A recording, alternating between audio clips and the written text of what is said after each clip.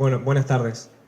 Tiene mucho de relación lo que estuvimos trabajando con las pequeñas cosas que empezaron a aparecer recién y con el trabajo que presentaron recién, porque de alguna manera buscamos colocar al paisaje como variable dentro de lo que se habló también en la jornada anterior de codificación y de FOT.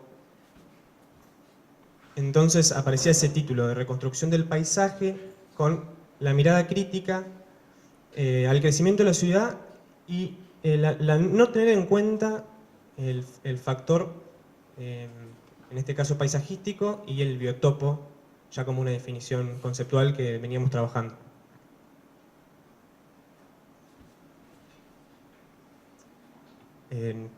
Analizando con las herramientas satelitales, nos aparecía rápidamente esa cuestión de la ciudad y cómo se genera un avance sobre sectores naturales, en este caso, paisajísticos, característicos de la ciudad de Neuquén, como la barda, el río y el sector de chacras del Valle Irrigado.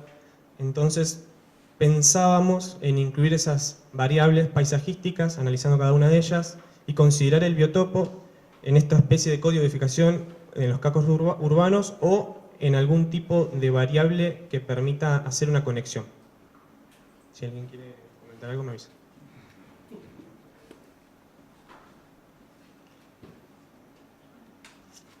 Bueno, un poco más de cuál sería la idea, ¿no? Regular el uso del suelo en función de variables ecológicas que favorezcan la reducción del riesgo ambiental y la conservación de la naturaleza, y no llegar a la cuestión de las ordenanzas posteriores que tienen que ver con techos verdes, que tienen que ver con fachadas verdes, sino tratar de enfrentarse al problema desde el inicio, aunque en el centro aparecía esta idea que se ve reflejada en las ordenanzas de las que también se ha hablado, de techos verdes.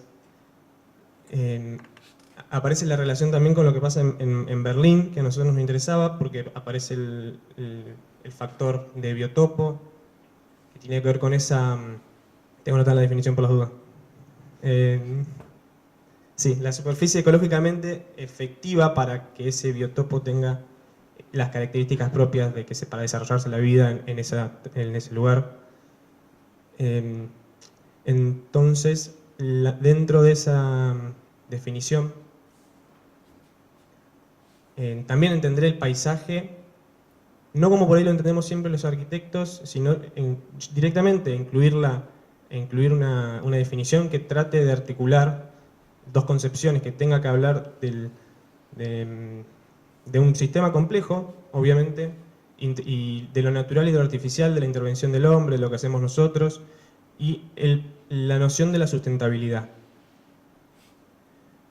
Porque aparecía específicamente la problemática y la fragmentación en ese proceso de reducción de áreas de ecosistemas y de aislamiento progresivo. Bueno, aparecía la definición de biotopo como el espacio geográfico con condiciones ambientales determinadas, suelo, para el desarrollo de ciertas especies animales y vegetales. Dentro del seminario de ecología que brindó Leo, estuvimos aprendiendo a utilizar otras herramientas, además de la que ya generalmente manejamos, que son las herramientas satelitales como las que se brindan por internet. Aprendimos a utilizar SOPI y a poder encontrar otro tipo de datos por ahí desconocidos, potenciando lo que a simple vista observábamos en imágenes satelitales. Déjale. Sí. Bueno, ahí aparece el programa y algunos tipos de análisis. ¿Este de qué era?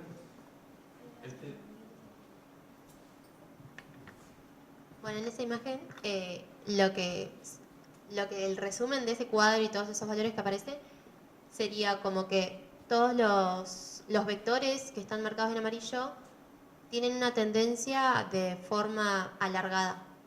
Lo que significaba era que como que esa zona estaba como íntegramente relacionada con ese sitio, con ese suelo y con la variable ecológica que estaba pasando en ese sector. que tendría que ver con los escurrimientos del río y todas esas como pendientes que surgen en ese sector.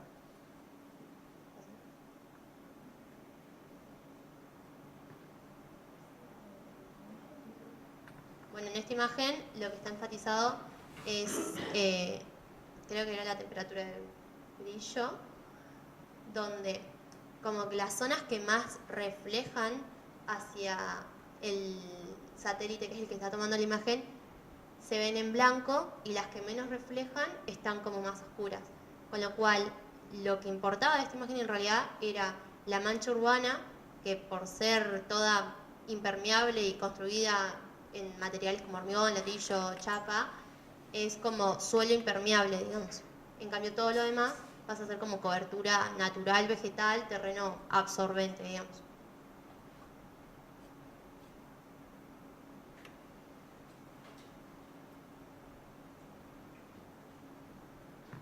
Después, en cuanto a la periferia, que era como donde más entrábamos el estudio, encontrábamos como 3 tipos de paisajes que eran como los característicos de la región, que era la barda o la estepa, después la zona de chacras y la zona de la costa ribereña. En cuanto a la barda, lo importante era como todos esos drenajes. Bueno, no, en esta imagen lo que se veía era como la cantidad de terreno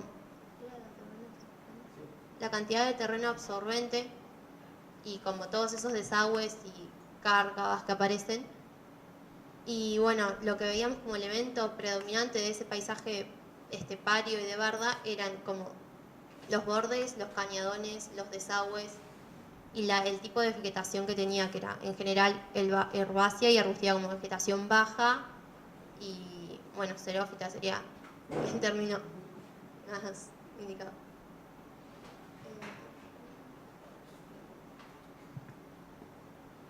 Bueno, dentro de ese análisis también aparecían ya unas pequeñas intenciones propuestas con la utilización de la barda, la pendiente, como una especie de fuelle relacionado con alguna implantación de vegetal, con alguna reimplantación vegetal, parecido a lo que se estaba comentando hace un rato.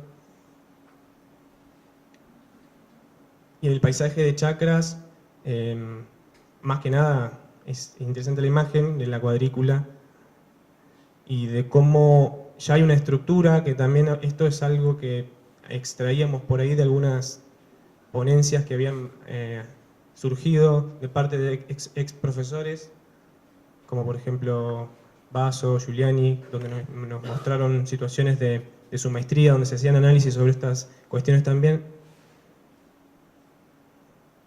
Y de vuelta la temperatura de brillo, mostrando la inversa en este caso.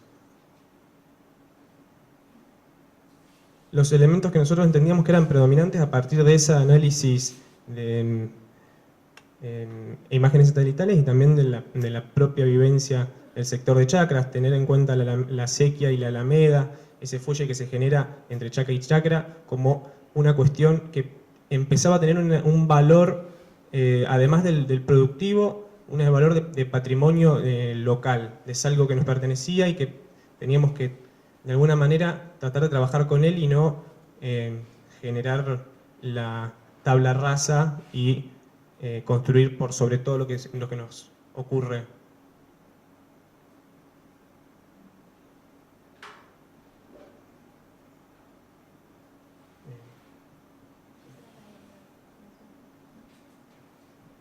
Bueno, y cuando nos acercamos al paisaje ribereño de las costas de los ríos de la región, lo que veíamos era como una cantidad, que sería todo lo que está enfatizado en blanco, de terreno absorbente, con cantidad de agua sería. Lo que aparece en negro, que es el río, es como la contraposición a ese blanco, que sería el agua como en movimiento. Y la otra es como la cantidad que está presente en el suelo, aunque no la veas. Por eso, teniendo en cuenta que esta zona de ribera como tenía esa condicionante de ser como bastante inundable, tener zonas decrecidas, zonas de como inestables en cuanto a suelo. Lo que se proponía como elementos predominantes del sector era el tipo de vegetación que tenía, después todo lo que sea como partícipe del río, que tendría que ver con toda esta zona de inundación y crecidas, que es como lo que habría que intentar de mantener y no llevar como la ciudad hasta esos bordes.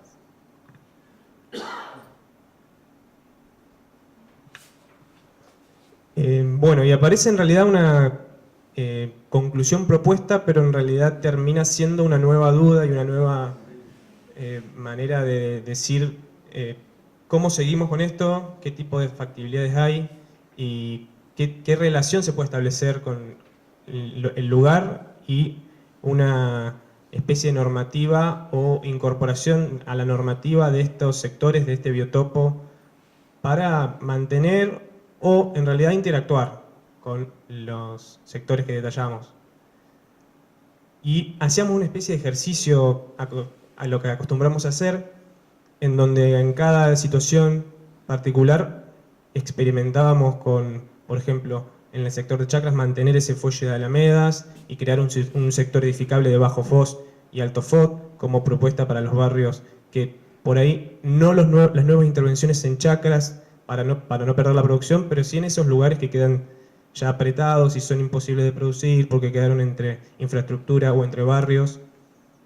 Pero el fuelle, la alameda, la acequia, mantener el sistema, ver cómo se establece el diálogo con el riego, con las alturas, no perder ese patrimonio propio del valle irrigado, ver de qué manera lo podemos incorporar. En la meseta lo mismo, aparecía la pendiente de la barda propiamente dicha, un edificio que cuando tiene que colocarse en esa situación se empieza a sobrelevar, hay un agregado de vegetación propia, generando también esos fuelles y sobre la pendiente de lo que ya existe. En la meseta aparece una propuesta multifamiliar del edificio sobrelevado también con la misma intención. Y lo que decía Cintia recién, en el sector río, entender que esa amplitud que tiene el río y proponer edificios acordes a la situación, más que nada. ¿Alguien? Bueno, era eso, más que nada. Muchas gracias.